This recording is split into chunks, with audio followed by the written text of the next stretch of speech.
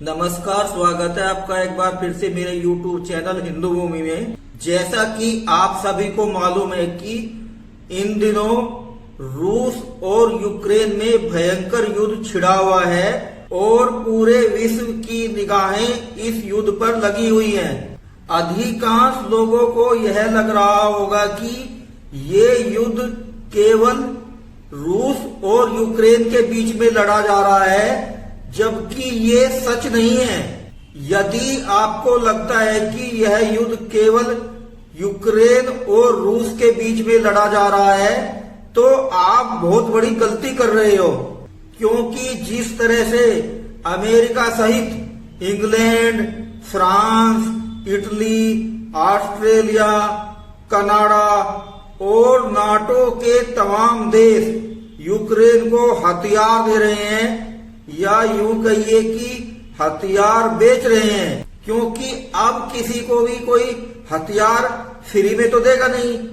जाहिर सी बात है कि वो हथियार का पैसा लेगा, यानी कि ये सभी देश यूक्रेन को हथियार बेच रहे हैं। उससे ये स्पष्ट हो जाता है कि ये युद्ध केवल रूस और यूक्रेन के बीच नहीं, बल्कि अमेरिका की अगुवाई में यूक्रेन को केवल एक चेहरा बनाकर रूस के खिलाफ लड़ा जा रहा है। जैसा कि मैंने स्पष्ट किया है कि यह युद्ध केवल रूस और यूक्रेन के बीच नहीं, बल्कि नाटो और रूस के बीच में लड़ा जा रहा है। क्यों? क्योंकि नाटो के सभी देश यूक्रेन को हथियार की सप्लाई कर रहे हैं। अब मैं आता हूं यूक्रेन और रूस के बीच लड़े जा रहे युद्ध के क्या परिणाम होंगे। मैं आपकी जानकारी के लिए यहाँ पर बता देना चाहूंगा कि रूस और यूक्रेन के बीच में जो युद्ध लड़ा जा रहा है, उससे अमेरिका सहित नाटो के सभी देश को बहुत लाभ होगा। सबसे बड़ा लाभ तो यह है कि अमेरिका सहित नाटो के सभी सदस्य देश यूक्रेन को हथियार बेचकर पैसा कमा रहे हैं। इससे सिद्ध होता है कि हथियारों का बिजनेस आज भी एक हिट बिजनेस है। अमेरिका सहित नाटो के सभी सदस्य देश यूक्रेन को हथियार बेचकर युद्ध को लंबा खींचना चाहते हैं, जिससे कि रूस एक विलेन यानी कि खलनायक के रूप में पेश होगा और रूस को एक आक्रमणकारी देश माना जाएगा। अमेरिका और नाटो के सदस्य देशों को एक अन्य लाभ यह होगा कि वे रूस पर युद्ध का आरोप लगाकर, आर्थिक रूप से प्रतिबंध लगाकर उसे बहुत बड़ी आर्थिक हानि पहुंचाएंगे, जिससे कि रूस की अर्थव्यवस्था कमजोर हो जाएगी। और जब किसी देश की अर्थव्यवस्था कमजोर हो जाती है तो वो देश टूटकर बिखर जाता है। जैसा कि 1991 में सोवियत संघ युद्ध के कारण आर्थिक रूप से कमजोर हो गया था, जो कि वो अफगानिस्तान में लड़ रहा था और सोवियत संघ विखंडित हो गया था। यूक्रेन और रूस के बीच जो युद्ध चल रहा है, उसमें सबसे बड़ा लाभ अमेरिका और नाटो को ये होगा कि इस युद्ध के कारण यूक्रेन में बहुत बड़ा विध्वंस होगा, और जब विध्वंस होगा तो युद्ध के पश्चात इन देशों की बड़ी बड़ी कंपनियों को पुनर्निर्माण के नाम पर बड़े बड़े ठेके मिलेंगे, और इससे इन देशों को व्यापार मिलेगा तथा साथ ही इन देशों की आर्थिक वृद्धि भी बहुत ज्यादा होगी। मेरा यहाँ पर कहने का अर्थ यह है कि रूस और यूक्रेन के बीच में जो युद्ध हो रहा है, इसमें अमेरिका सहित नाटो के सभी देशों का मजा ही मजा है। यहाँ पर मैं आपको एक कहावत का उदाहरण दे रहा हूँ। वो कहावत तो आपने सुनी ही होगी कि पांचों उंगली घी में और सिर कढ़ाई में। मेरा कहने का अर्थ ये है कि अमेरिका और नाटो के सभी सदस्य देशों का यहाँ पर मजा ही मजा है। एक तो वो हथियार बेचकर पैसा कमाएंगे, और दूसरा जब युद्ध से यूक्रेन का विध्वंस होगा तो वहां पर उन देशों की बड़ी बड़ी कंपनियों को पुनर्निर्माण के नाम पर ठेके मिलेंगे और उनको व्यापार मिलेगा। अब यहाँ पर बात आती है यूक्रेन के राष्ट्रपति वोलोदिमीर जेलेंस्की की। जैसा कि जानकारी में आया है कि ये यूक्रेन के राष्ट्रपति बनने से पहले एक कॉमेडियन थे।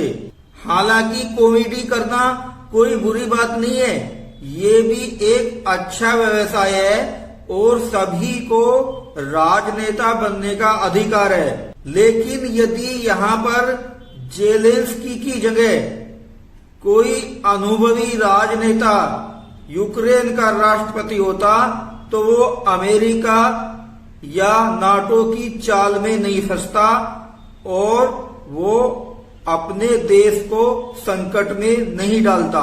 लेकिन इस कॉमेडियन राष्ट्रपति ने अपनी मूर्खता के कारण अपने देश यूक्रेन और अपने देश की जनता के प्राणों को संकट में डाल दिया है। इस युद्ध का सबसे बड़ा कारण यह है कि यूक्रेन नाटो में शामिल होना चाहता है, जो कि अमेरिका की अगुवाई में एक संगठन है। यदि नाटो के किसी भी सदस्य देश पर कोई आक्रमण कर देता है तो वो नाटो के सभी सदस्य देशों पर आक्रमण माना जाएगा और नाटो के सभी सदस्य देश उस देश की रक्षा के लिए युद्ध में लड़ने के लिए अपनी सेना भेजेंगे। इसी कारण शायद अमेरिका ने यूक्रेन के राष्ट्रपति को अपनी चाल में फंसाया और उसको नाटो में शामिल होने का निमंत्रण दिया। अब चूंकि यूक्रेन रूस का पड़ोसी देश है, इसलिए रूस कभी नहीं चाहेगा कि नाटो का आर्मी बेस उसके बिल्कुल पास में बन जाए। अब मैं यहाँ पर यूक्रेन और रूस के बीच में जो युद्ध चल रहा है उसके बारे में भारतीय लोगों की प्रतिक्रिया रखूंगा। कुछ भारतीय इस बात से भयभीत हैं कि यूक्रेन पर रूस द्वारा बिना किसी कारण के हमला किया गया है। मैं कुछ अज्ञानी भारतीयों की जानकारी के लिए बताना चाहूंगा कि भारत पर भी विभिन्न वर्षों में विभिन्न आक्रमणकारियों के द्वारा बिना किसी कारण के हमला किया गया था, जो कि आज भी जारी है। भारत पर जिन जिन बाहरी लोगों ने आक्रमण किया उनमें यूनानी, मुगल, तुर्क, ईरानी, पुर्तगाली, डच, डेनिश और अंग्रेज यानी कि ईसाई शामिल हैं।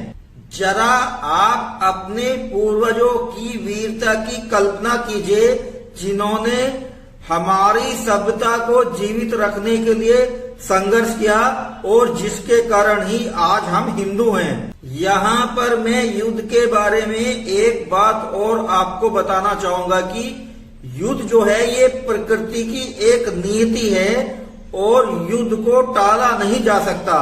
आप युद्ध को जितने दिनों तक टालोगे उतना ही आपका ज्यादा नुकसान होगा। आप देखिए कि भगवान श्री कृष्ण जी ने भी महाभारत के युद्ध को टालने का बहुत प्रयास किया था, लेकिन आप देखिए कि क्या महाभारत का युद्ध टल पाया था? नहीं ना। महाभारत का युद्ध फिर भी हुआ था, जबकि उसमें बातचीत के मध्यस्थ स्वयं भगवान श्री कृष्ण जी थे। यहाँ पर मैं आपकी जानकारी के लिए एक अन्य महत्वपूर्ण बात बताना चाहूंगा कि भारत में कुछ एजेंडावादी, जिन्हें कि लिबरल या वामपंथी कहते हैं, ये लोग अक्सर चर्चा करते हैं कि युद्ध किसी भी समस्या का समाधान नहीं होता। मेरा ऐसे एजेंडावादी, लिबरल और वामपंथी लोगों को जवाब है कि यदि बातचीत से ही समस्या का समाधान निकल गया होता तो आज युद्ध की स्थिति पैदा ही नहीं होती। और युद्ध तभी शुरू होता है जब बातचीत के सारे दरवाजे बंद हो जाते हैं। जब बातचीत के सारे दरवाजे बंद हो जाते हैं तभी युद्ध होता है और अंत में युद्ध से ही समाधान निकलता है। वीडियो संदेश के अंत में मैं रूस के राष्ट्रपति व्लादिमीर पुतिन को धन्यवाद देना चाहता हूं कि उन्होंने अमेरिका की चौधराहट को चुनौती देने का काम किया है और अमेरिका की अगुवाई में चल रहे नाटो संगठन को चुनौती दी है। अपने इस वीडियो संदेश के द्वारा मैं आपको यही बताना चाहता था कि यदि आप सोचते हैं कि ये युद्ध केवल यूक्रेन और रूस के बीच में लड़ा जा रहा है तो यहां पर आप बहुत बड़ी गलती कर रहे हैं। ये युद्ध अब यूक्रेन और रूस के बीच में न होकर अप्रत्यक्ष रूप से अमेरिका और नाटो के सभी सदस्य के बीच में लड़ा जा रहा है और अंत में अमेरिका और नाटो के सभी सदस्य देशों का ही इसमें लाभ होना है। मेरा ये वीडियो संदेश आपको कैसा लगा कृपया करके मेरे को कमेंट बॉक्स में बताएं और यदि ये मेरा वीडियो संदेश आपको अच्छा लगा हो तो मेरे इस वीडियो को लाइक कीजिए, मेरे YouTube चैनल हिंदू भूमि को सब्सक्राइब कीजिए और चैनल को सब्सक्राइब करने के बाद बेल आइकन को दबाना न भूलें। मैं मिलता हूं आपसे एक नई वीडियो के साथ, एक नए संदेश के साथ। तब तक के लिए मेरा आपको जय हिंद, भारत माता की जय।